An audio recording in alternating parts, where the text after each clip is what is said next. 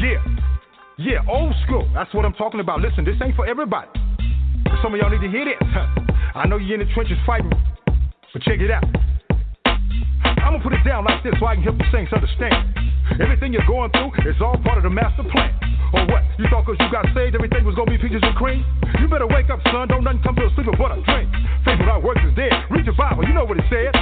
He who don't work don't eat. Slackers don't get fed. Yeah, Jesus said he who puts his hands to the plow looks back the same ain't fit. Some of y'all ain't been in the trenches 5 minutes and you about ready to quit. I ain't mad at you, I'm just hitting you with the real. If you died for me and I was still tripping, now how you think that make you feel? Check this out, deep game, this here's deep. Some of y'all ain't sawing nothing but you started trying to reach. But unto him who is able to possess your fathers by his glory.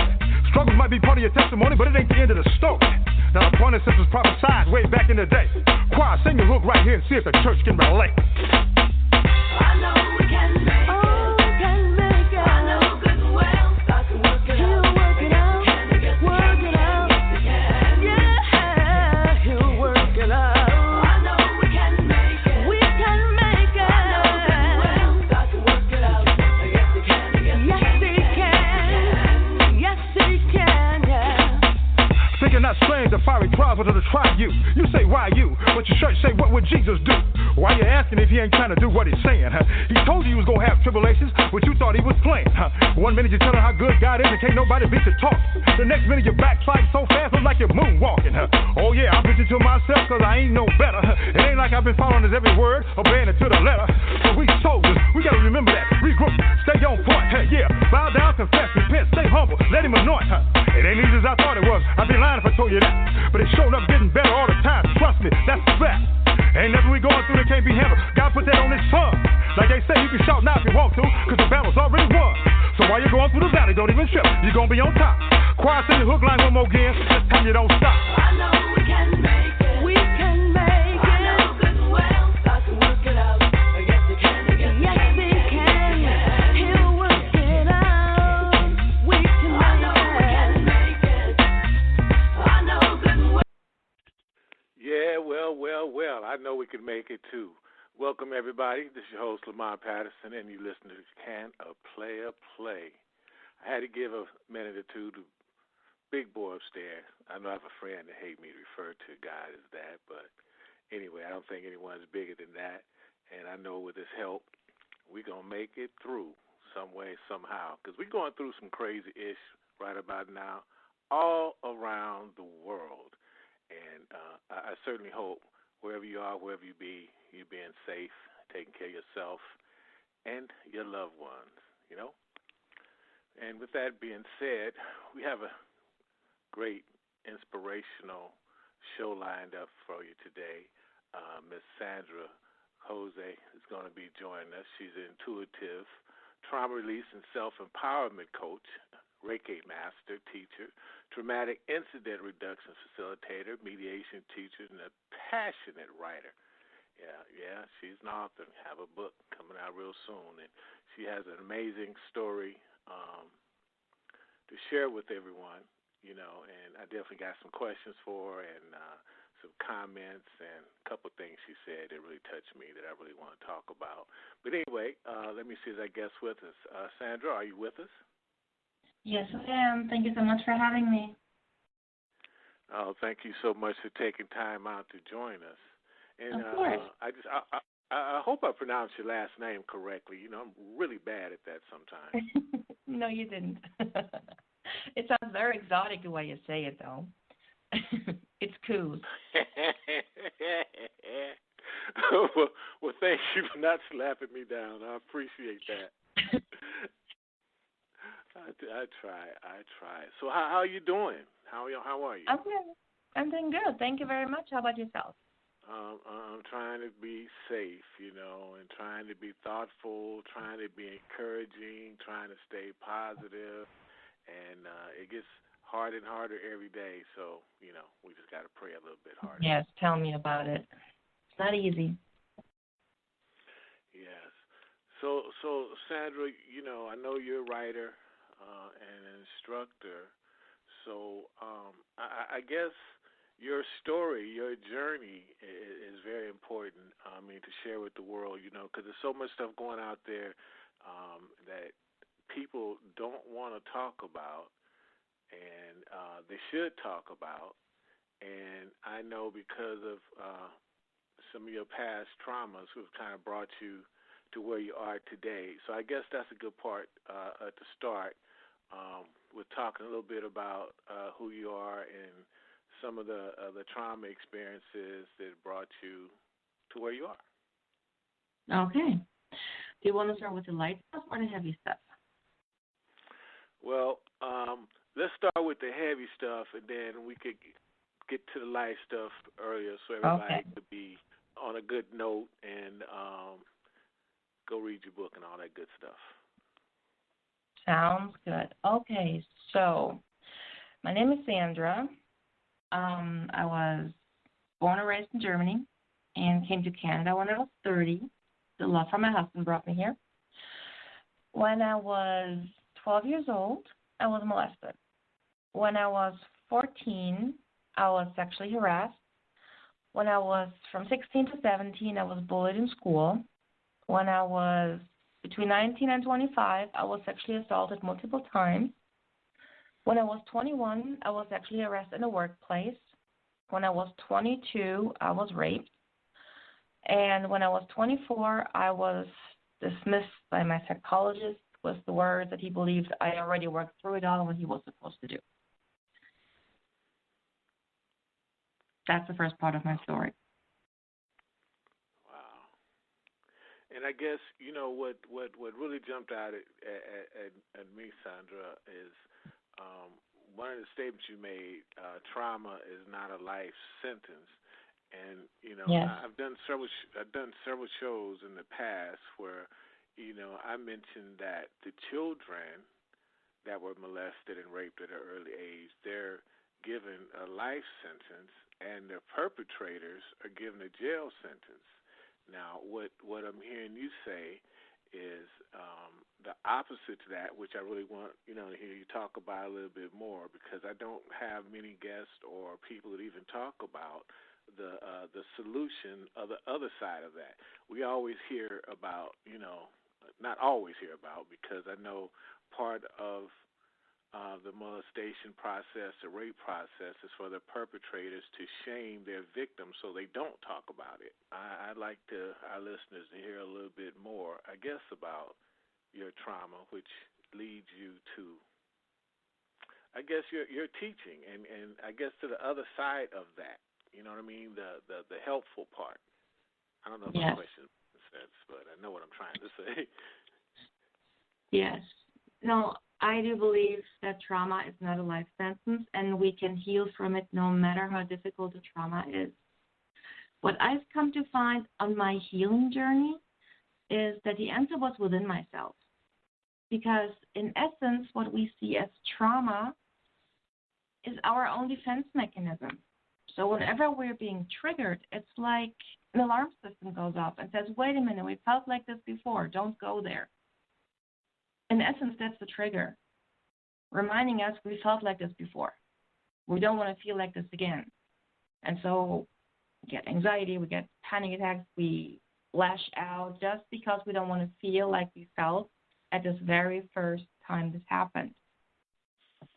And if we can look inward and looking at what at our body, mind, and spirit is trying to protect us from, then we can heal. Because the answer is not outside of us, the answer is within ourselves. Is that why you said letting go of, well, no, that's not why you said that, but why did you say letting go of trauma is difficult? Is that because of, you know, it's your self thing that you harbor within yourself? Well, it's difficult because we continue to stay in what happened. We're going back to it. So we're looking at what happened, but what happened is the one constant that will never change. It happened, and there's nothing we can do about that. But what we can do is to choose that it no longer affects us. That's why I say it's within ourselves, and it's difficult because we focus on the story and not on ourselves. Well, question real quick. How do you navigate that with society? Because I know once you experience a situation and it becomes known to other people, you have a period where you have to deal with, I guess, the process. So how do you navigate going through that? Well, one thing that I wrote in my book about trauma healing is you are not society. So what society dictates or what society wants or says doesn't have to resonate with you. I mean, my former generations, my parents, grandparents, they all said, well, you got to live with it. It happened, you have to live with it. And I said, well, that's not good enough for me. Why do I have to live with someone that someone else did to me? Why do I have to be punished every day for the choice of someone else doing something against my will? And that's when I started to search for the answer, because I just knew there was an answer out there. And society didn't give me that answer. Society said, well, suck it up. Sorry. Wow. Going through any of your situations, because you've been molested a few times and stuff, and I heard rape as well. Was any of those things involving law enforcement? Did you have to go through court through any of those situations? No. The first time when I was molested, luckily my parents believed me, so I was one of the luckier ones, and it took me out of that situation, but I never proceeded with police or going to court. I asked my mother a few years after why she never, and she said, well, I didn't want you to have to be in court and talk about everything again. And I just thought, well, I was 12, and I thought that it was my body, so I should have had some say in it. But anyways, by the time I was old enough that I could have gone to the police myself, understanding what happened, that man had already died. There wasn't really much point to it. And later, when I was raped, I was 22, and I confided in my father, and I said, okay, I want to go to the police. He was a soldier in the military. And my father said, well, it's going to be you against the whole U.S. Army. Who do you think is going to win? And so I didn't go on with reporting him. So, no, law was never involved. Yeah, I guess the reason I asked that, because I know when I asked about society earlier, I actually meant law enforcement and the court system, because I know once they get involved into it, it would seem that that would make it a little bit more difficult to deal with the situation internally and move on, because you have to deal with it on the world stage per se, going back and forth to court, continually hearing about it or seeing the perpetrator. And, it just seems like it drags on and on and on, and it's harder to recover from that, if that makes sense. It does, but honestly, I've never experienced that, so I can't speak for that. I don't know if for some people, I'm sure it brings closure. I don't know. Okay, well, it was just a question that popped into my mind, because I just know how the system and society works sometimes. They don't really, they try to help, but the question remains, who are they really helping? So, Sandra, why did you feel that sharing your story is healing and empowering? Well, the first time I shared my story, I was nervous. I was scared, because I always thought, who am I to tell my story? Who would want to hear about what happened to me? I'm no one important. And I talked to a friend of mine who is also very spiritual and a spiritual healer. And she was like, Sandra, your story is so powerful. You can change so many lives just by sharing your story. And I looked at it, I was like, me? Sharing my story? Helping others? How? But I was like, okay, I'll think about it. Then I was at a local arts and crafts show who had also public speakers, and I signed up, and I said, okay, I'm going to share parts of my story. And the feedback that I got from people in the crowd was phenomenal. They came to me and said, you know what, your story touched my heart. This happened to me too, and it feels so good to hear someone else talk about it. So it is not only healing and empowering, it's empowering others. And just to know that my story can give others hope that they too can heal and that they're not alone, that gives me more empowerment to share my story. And it's healing as well because it shows me that my story matters. And I think that's the key, that our stories matter, that it was not for nothing. So what would you tell somebody that's gone through certain things and just scared to talk about it? Well, I would ask, what are you afraid of?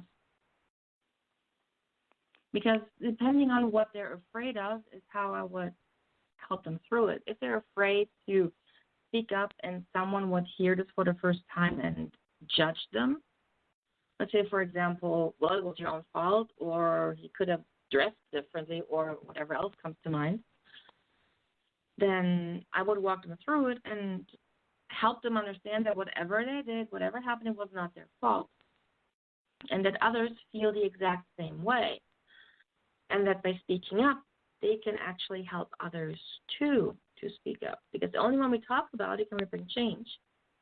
So if we hide out of fear of being judged, nothing's ever going to change.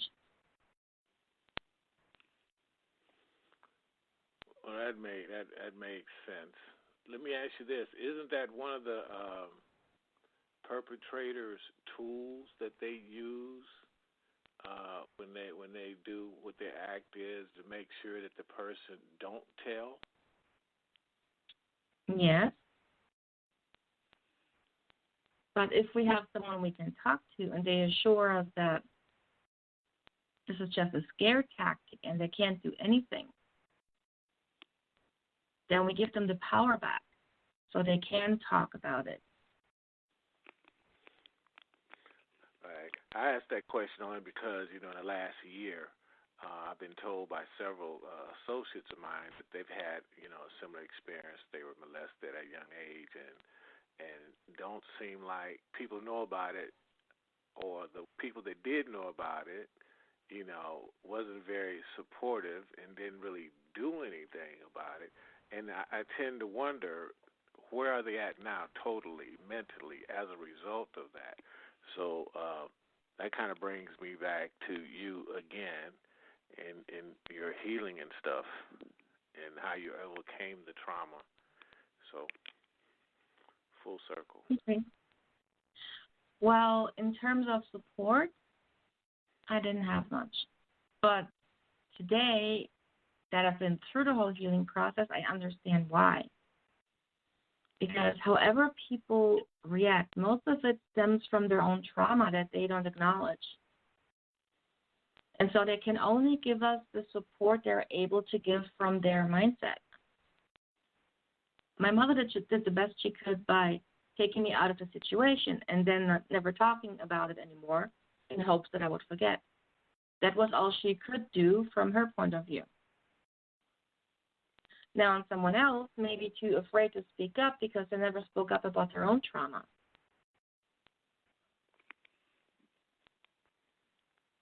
And so healing my trauma, sorry.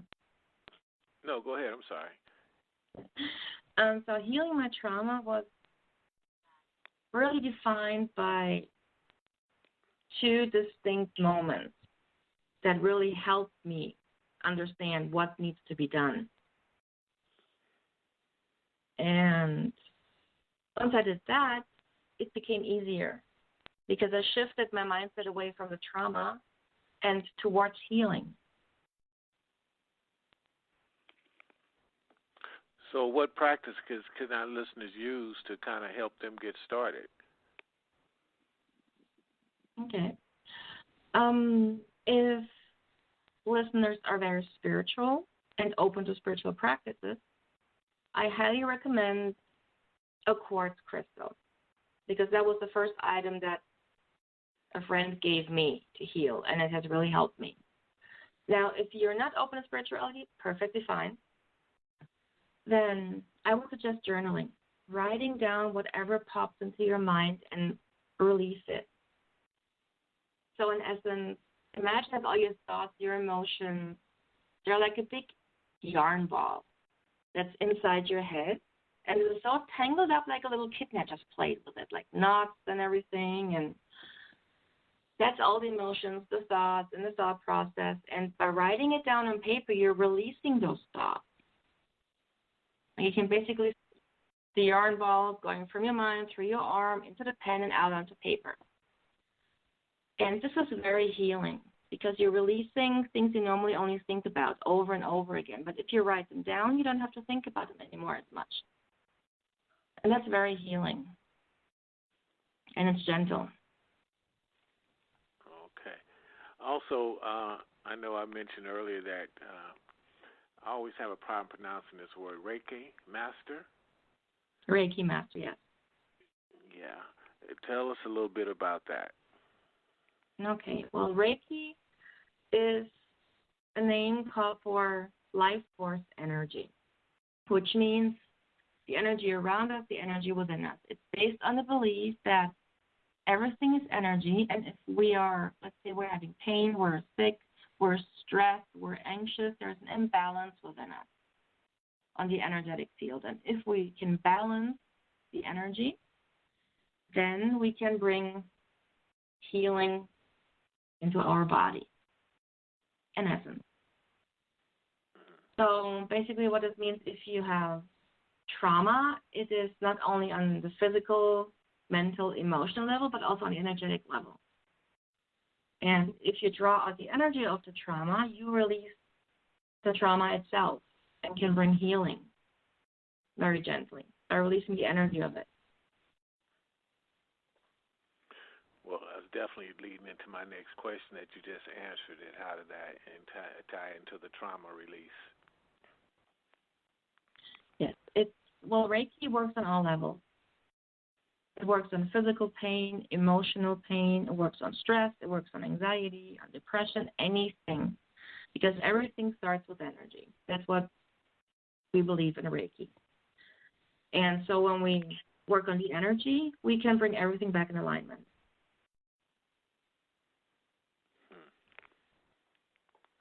And I guess you do. Is that something that you do in like in a clinical environment, or do you go out of people's homes, or do they come into your office? How is that administered? Well, Reiki is actually very popular in hospitals, especially with cancer patients, for example, because it really helps with the side effect of the chemotherapy and the pain. So you can find a Reiki practitioner in hospitals. You find them in health and wellness centers. Or sometimes Reiki practitioners travel to you, or you go to their home. I have a Reiki practice in my own home. Of course, now in lockdown, it's not possible. But, yeah, even distance Reiki is possible. So if you can't go to your Reiki practitioner and your Reiki practitioner can't come to you, it can be administered over distance. Really? Yeah. That's interesting. But I guess it's a good time for me to say this. For all our listeners just joined us, the call-in number is 646-929-2870. Press number 1 on your phone if you want to join the conversation, or if you have a question, come on with it. We'll definitely let you in and let you ask your questions. Because I got some more for Sandra. Sure. What is an emotional hangover in your opinion? Because I think everybody in America is having some of them right now. So how do you describe it? The emotional hangover. As an example, when I work with my coaching clients and they have an aha moment, so they basically realize something, that shifts something within them, which means if they had a limiting belief around, let's say, not being good enough, and all of a sudden they realize where this is coming from. And this is releasing that limiting belief. So they no longer feel that they're not good enough. So they're euphoric, they're feeling so light and bliss and just happy, bubbling over with joy. Because they released this negative feeling. But this negative feeling has others attached to it from years and years of buildup. So a day or two after they had this huge aha moment, this huge revelation, they feel totally down, depressed, like doomsday mood. That's because all those emotions that were attached to that limiting belief are coming out of the body to be released. And that's the emotional hangover. It's just a good one. Still, you feel really down, but only for a little while. The emotions come up and leave. And when someone has an emotional hangover, it's very important to just allow the emotions to be what they are and just let them come up and go. They go by themselves. They're just coming out, and it's like you're cleaning house, in essence. That's an emotional hangover. Well, how often do people normally have these? Whenever they're clearing, I always know that when I have a little piece of the puzzle and I'm feeling totally happy and excited, I already know, okay, the next couple of days I'm going to feel like crap. And I say, all right, whatever comes up, let it be as it is. And I allow my emotions to be what they are, because emotions are nothing bad or good. Emotions are emotions. We all have them. And so, yeah, it's important to really allow ourselves to feel however we feel. However we feel is never wrong. Because that's just how you feel. Exactly. And there's nothing wrong with that. I definitely get it. I get it. What other question? I have something else. You mentioned what has a paper cut to do with the trauma. Explain that. Yes. This is kind of like a theory that I spun a little further. So when we have a letter that we have been so excited to get, and we just rip it open to see what it says, and we get a paper cut, we are annoyed by it, right? Because a paper cut is annoying. So we just hold it under running water, and if it's really bad, we get a Band-Aid. So, and then we don't give the paper cut another thought unless we have to chop onions, because then it really hurts. But otherwise, we don't care about a paper cut anymore. And it can heal, because that's what our body does. Our body is self-healing. So, now, but when we think about a paper cut, in essence, what happens is the paper cut the finger received trauma by the paper. So it's our body would react to the paper cut as the same as the trauma from sexual abuse, for example. Then we would be terrified of ever touching paper again. We would be so scared of getting another paper cut, but we're not, because we know the body is self-healing. But the body does not care whether it's a paper cut, a broken bone, a new kidney, or emotional trauma. The body only knows it needs to do its job and heal. But when we're being traumatized by sexual assault or any other kind of trauma, we keep staying with what happened, which in essence is the same way as continuously peeling off the scab from the paper cut. So by staying in the story, we don't allow our body to do what it's supposed to do, heal. And that's the comparison I draw between the paper cut and trauma, because in essence, trauma is trauma to the body. Only on a mental, emotional level, we don't see it that way because we have not been taught how to self-heal after trauma. That was a powerful statement.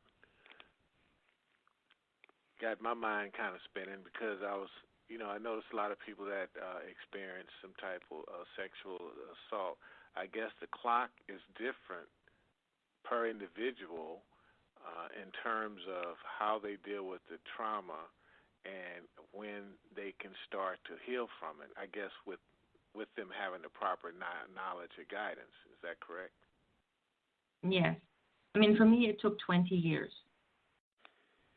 to really heal and understand. It didn't just happen overnight. I was stuck in deep trauma for years until I finally was able to start. Sandra, was that 20 years from the first occurrence or from the last occurrence moving forward, or in total?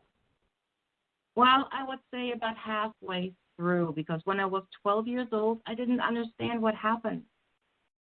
I didn't understand what that man was doing. I knew I didn't like it. So when I turned 16, I finally started to understand and comprehend. And then on top of that, all the other things I was building up, I guess, I would say about for a good 12 years after I was raped, give or take. So from the last occurrence, I guess it took you, I guess I'm trying to figure out, for the last occurrence, it took you 20 years after that? Yeah, not quite 20 years. I would say 15. Yes, but still a very long time. Yeah, well, yeah, I understand that, but, I was just trying to get the idea as to when and how long the healing process took you, because I know it's different,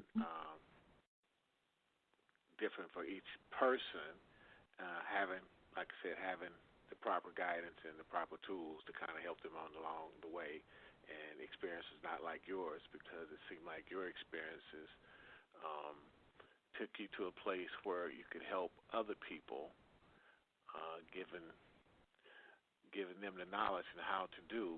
They just need the tools, and most people don't have the tools and don't know how to reach out for the people they do. Yes, and I still hope that I can change that in the world, because trauma is not a life sentence. Yeah, as do I. Again, everybody, call in 646-929-2870, and I know you have some questions, and I know you know somebody have been sexually abused, male and female, because a lot of young boys are getting abused as well. So it's not only females, and there's all type of abuses, mental abuses as well, senior abuses, all abuses, and they're all wrong. So I'm sure you guys have somebody, know somebody, see somebody, so you might want to press number 1 on your phone and get the answers now. Knowledge is power. Okay, just had to say that, Sandra. No, you're very right. Knowledge is power. Once we know what to do, we do it because we know how. Yes, that's definitely, once recognizing the problem, that's only half of it. Doing something about it is the other half. Yes, but that's what I love about working with people, because once they had this first breakthrough, this first aha moment, and they see how great that feels, they don't want to stop. They want this high again as soon as possible. And every time they have this high, they feel so much better. They change. It's amazing.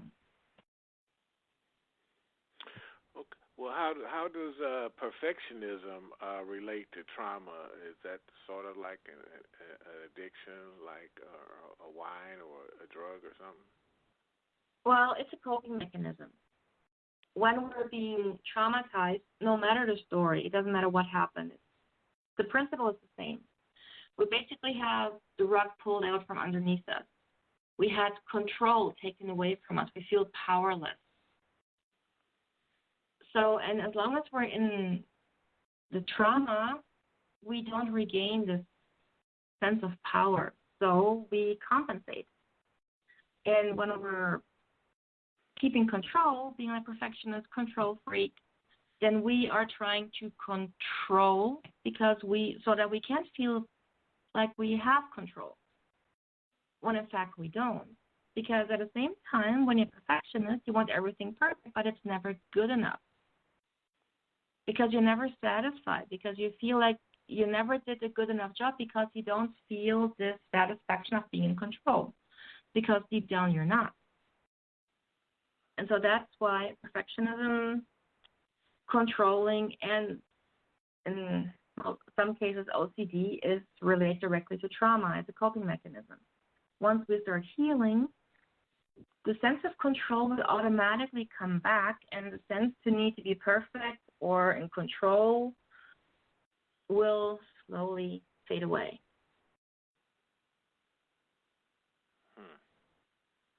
Interesting. I guess it does make a sense too. So a lot of people that have endured some trauma are really good at some other things that they do. Mhm. It's just a coping mechanism. Well, Sandra, why can't I meditate?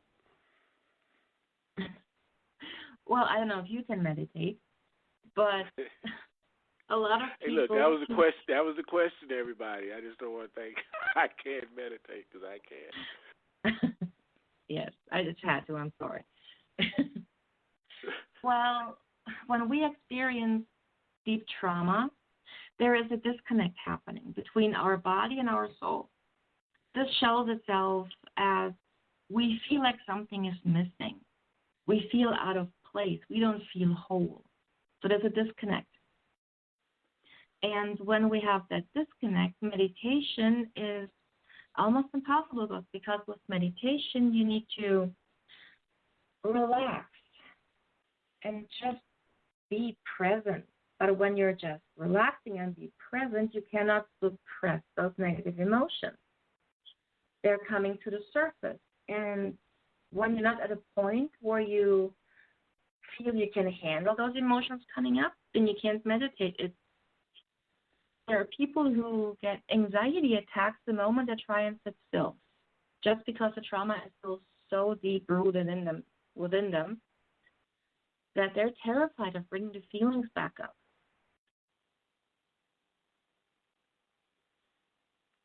Wow. And I guess that's why people feel sick every time they think about healing. That is another defense mechanism of the body. That has to do with triggers. Because we're trying so hard to suppress, and we don't want to feel what we felt when it happened, so we're suppressive. And so whenever we only think about trauma, it's a response from the body to say, nope, we're not going to go there. And that's the nausea. I have this a lot with my clients. It's very common. Wow. So your book, it's not complete yet. It'll be out shortly. But are some of these? Well, I'll let you talk about it. Talk about your book, Sandra. Well, actually, I should get a publishing date hopefully next week because I signed off on the last edit. The cover is beautiful. So if all goes well, it should be published next month. And the title is Journey to Yourself. Yes. Journey to Yourself is the title of my trilogy. And book one, How to Heal from Trauma, is the one that is now going to be published. And in this book, I talk about my story, of course. But I also talk about my aha moments, how I overcame it, what changed, and what has to happen for us to heal our trauma. So I really give exercises and journaling prompts and even go so far as into meditation, spirituality, because it's a part of who we are. Of course, I try and explain it in a general way so that people can get a little more acquainted with it. So it's really a book that helps people to really hands-on start their journey towards trauma healing. Okay. I don't know why people aren't asking questions because I know they want to ask a whole bunch of them because I still do. So in your book, it's a very difficult subject. I know, and it's amazing, and it dates back, I guess, decades because people are dealing with this as we speak, and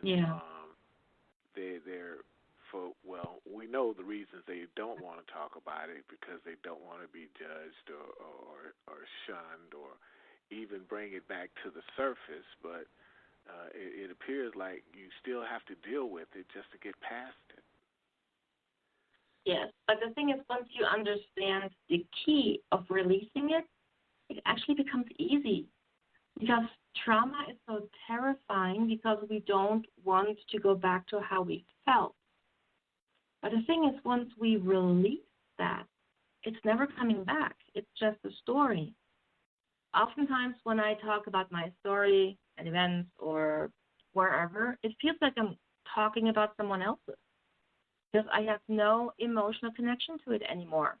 There's nothing suppressed, nothing is coming up. I can feel whatever I want to feel without fear of anything coming back up. And this is so beautiful.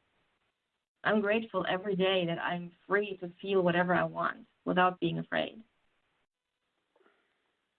Sandra, during your journey of healing and recovering from your situations, did you have any intimacy issues with your husband moving forward? Yeah, there were times when I felt almost disgusted when he was trying to touch me, and I pushed him away and said, I can't right now. Now, I'm glad I have a very understanding husband, so that was never an issue. But I felt bad because I didn't want it. And it really took healing and releasing the rape and possible. Right now, I don't have any issues anymore. On the contrary, now I'm more interested in my husband. Well, it's quite the opposite. Well, I guess I brought that up is because, I've heard and been told by other females that's been assaulted that they had, issues dealing with a relationship after that because they didn't want they didn't want to be touched. Mhm. Well, the reason is because the body also remembers. There's trauma also in the body, so we remember the touch, and that's trauma too on the physical level.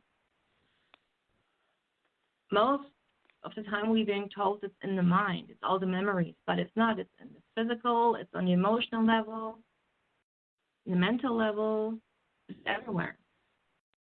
So the body remembers the touch, and this is like the body is triggering. So when my husband touched me in a certain way, I was being triggered. I was like, no, don't. I can't have that. Because the body remembers and the body was triggered. But all this can also be released, just like emotional trauma. It's the same way you can release it. Okay, well, Sandra, you mentioned that the right treatment is out there. How would somebody know what would be the right treatment for them? Well, trauma healing has no one-size-fits-all approach. We're being told that we should go to see a therapist, which I think is a great first step. But it's not right for everybody. If the trauma is so deep, like let's say on a physical level, and it's mental and emotional all at once, and they can't really release because sometimes it's too deep, they have to look for a different approach. Now, what is very popular is Emdr, eye movement desensitization treatment, which is trigger release. And it's, from what I heard, very good. I've never had that. But sometimes it's also not good for people then, because for some people, the trauma still remains because the trigger hasn't fully been released. So there's so many other modalities, like what I do, for example, is traumatic incident reduction, which is very similar to EMDR in the sense of trigger release. But in TIR, we're being trained to really continue the session until we see the change in our client that the trigger has, in fact, been released. So, or you could try more spiritual practices like EFT, tapping. You can try Reiki. Yoga is wonderful to release trauma if it's done correctly. There's so many treatment options out there. So what I would suggest, if someone doesn't get really great results with therapy, think outside the box. Just look trauma healing and see what else is there. And if you resonate with it, try it out. If it doesn't work, try something else. But never give in. The answer is out there. I think if I had dealt with any type of trauma in my life, I think I would want a therapist such as yourself, for somebody to have walked the walk, you know, you really know what it is, you know. Yeah. So I would be more passionate about listening to you, instruct me as what to do, as opposed to a therapist that just can give me what they read out of a book. Not to say that they're not good. Not to say that they're not good understanding what they read out of a book, but they haven't walked the walk or talked the talk. You know what I mean? Well, and the thing was, what's different between me and a therapist, I'm a coach. I was contemplating going into psychology, but I was like, no, I don't want to go by the book. I want to design my sessions the way it's the most helpful for my clients, which was the main reason why I chose to be a coach. And also, I don't really like this distance between therapist and client. I mean, I don't tell them my life story, no, but I allow them to get a little closer to me so that they feel comfortable. You know, I always say I'm an open book. Ask me what you want to know. So because I feel that this level of trust and, well, I wouldn't call it intimacy, but knowing the other person is so vital, especially when you talk about trauma, something so personal. You have to trust that person in order to be able to open up and feel good about it. And that's why I think for most people who don't feel they get the satisfaction or the help out of therapy, it's the distance. How about is it a trust factor there as well? Yes. For me, I have to make sure that my clients really trust me, because if they don't trust me, they don't feel comfortable opening up to me. And I want them to open up because my highest goal is to help them finally release their trauma so they can feel amazing. So for me, trust is very important. Well, I would think so, because if people don't feel like you really know what you're talking about, then they're not going to really trust you either. Yeah, that too.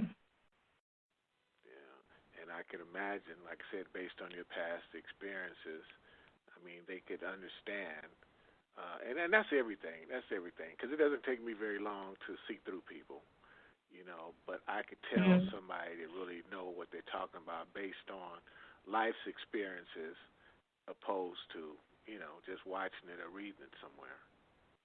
Yes. And plus, since I have been through all the trauma and I've healed from it all, and I know that I have healed, I don't get triggered by the stories that I hear, because I know how good it feels to let them go, so I focus on their transformation. I don't focus on their story. I help them to release their story, but I don't focus on it, which means I don't internalize the story. Right, but I can imagine that's what makes you so good at what you do, is because you really know it. You know what I mean? Yeah. You really know it, and your clients can feel that. They could feel it, they could sense it, and they know it. You know what I mean?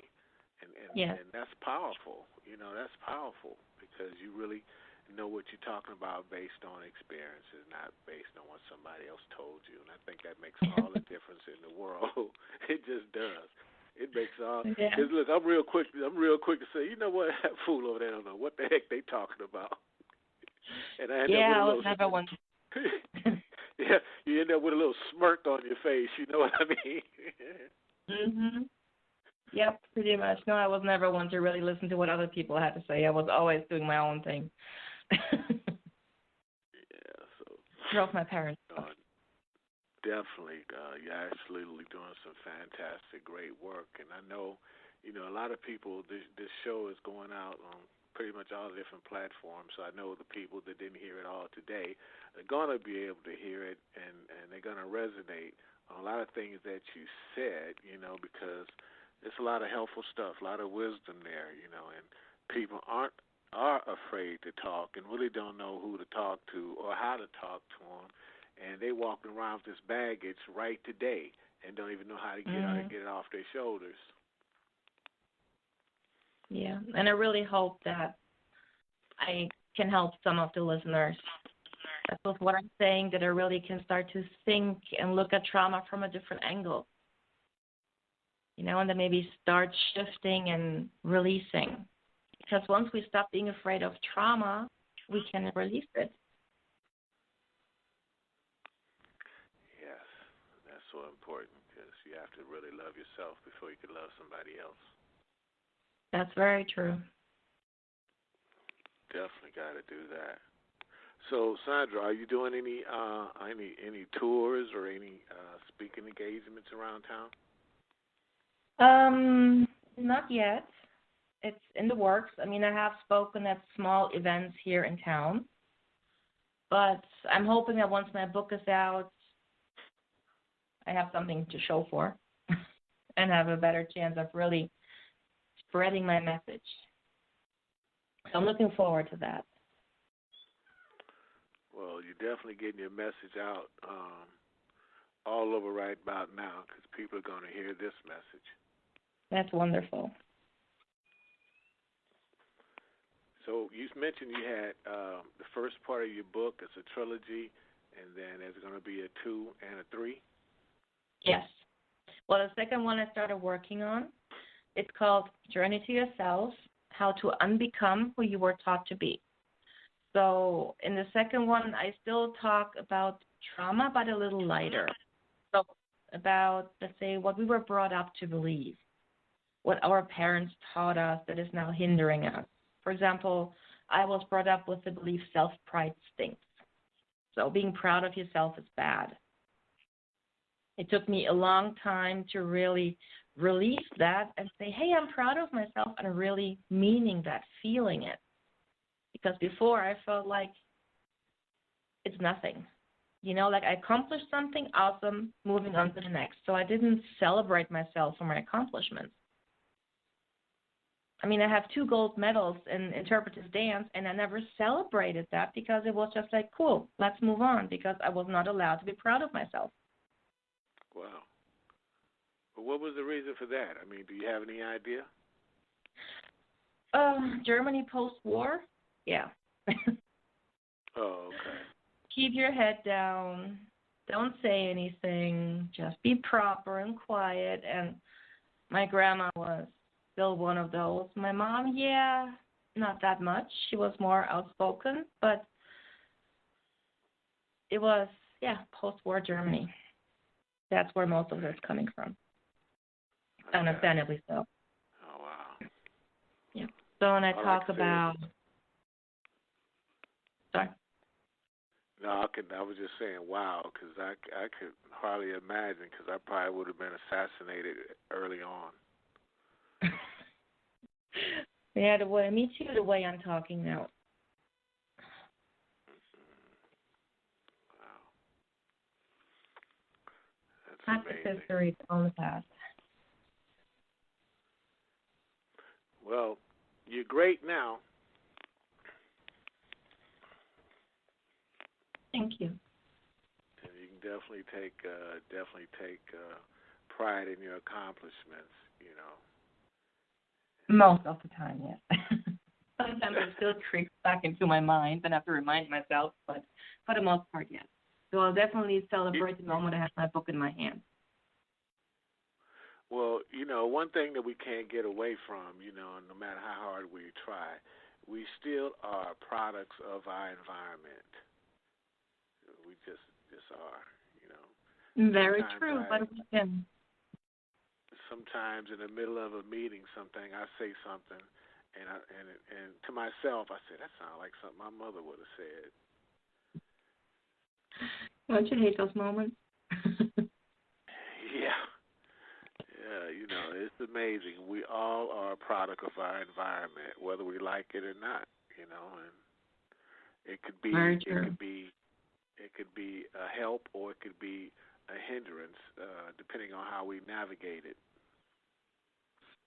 Yes, but I think that if we can realize what we just did and just love ourselves unconditionally, even if we were, putting ourselves down, sending ourselves love, then everything is good. Well, I definitely agree. Hold on, I think we have Someone might want to ask the question and joining in here.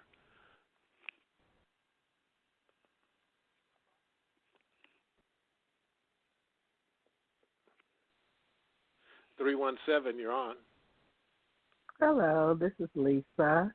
I'm calling to commend Karen for sharing her story. I know that can be challenging to do, but I totally agree with the journaling. I definitely think that's a great tool for everyone, but especially if you have had trauma in your life. And congratulations on the book. That's awesome. Thank you so much. And I'm glad you agree with the journaling. I think it's a wonderful method to release.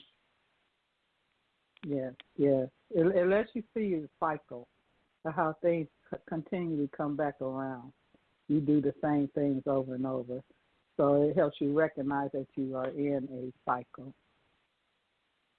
That's very true. But once you see the cycle, then you can't actually release it because you see what you're doing. Seeing it in front of you. So exactly. Good luck. I wanted to say good luck to you on your book. I know it will be great. And speaking of positive, when it happens, when you get that book, it's going to be amazing. So thank you so congratulations much. Again. Thank you. That's so sweet.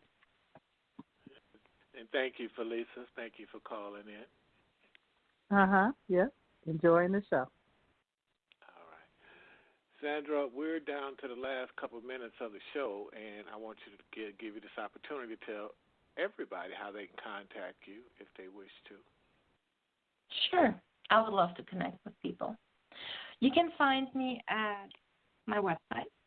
It's riseaboveyourstory.com. You can find me under the same name on Facebook. And you can find me on Instagram under Sandra Cooze. All right. Fantastic, Sandra. Thank you so much for joining us, and continue good luck, and make sure we get a copy of your book so we can keep promoting it with you as well. And I'm definitely going to try that journaling. One of my actor friends told me about that the other day, to write my parts down 15 times. Well, maybe it's time now. Yeah, it is, boy, because it's been rough, but it's going okay.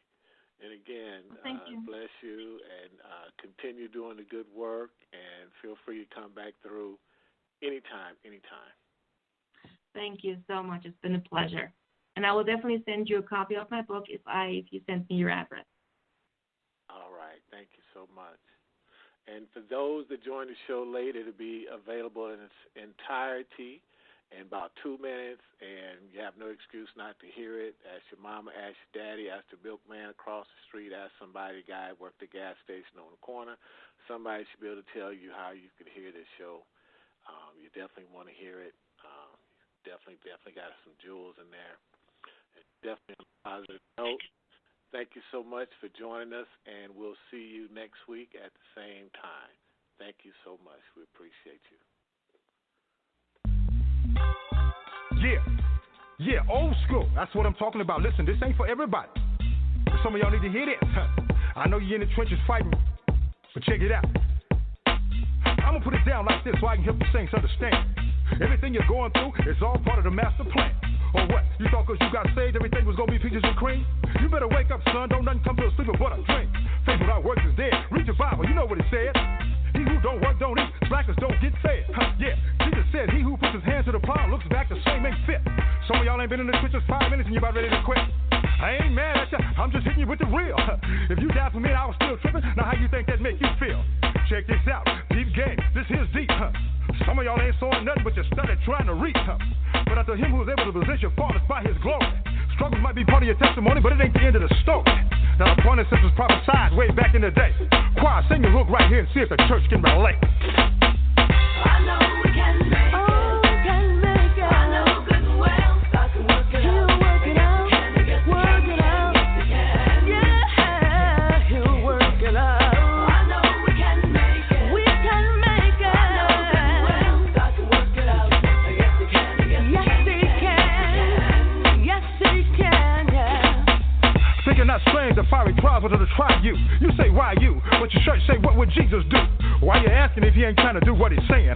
He told you he was going to have tribulations, but you thought he was playing. 1 minute you tell him how good God is and can't nobody beat your talk. The next minute you're backsliding so fast, it's like you're moonwalking. Oh yeah, I'm preaching to myself because I ain't no better. It ain't like I've been following his every word, obeying it to the letter. So we soldiers, we got to remember that. Regroup, stay on point. Yeah, bow down, confess, repent, stay humble, let him anoint. It ain't easy as I thought it was. I'd be lying if I told you that. But it's showing up getting better all the time. Trust me, that's the fact. Ain't nothing we going through that can't be handled. God put that on his son. Like they say, you can shout now if you want to, because the battle's already won.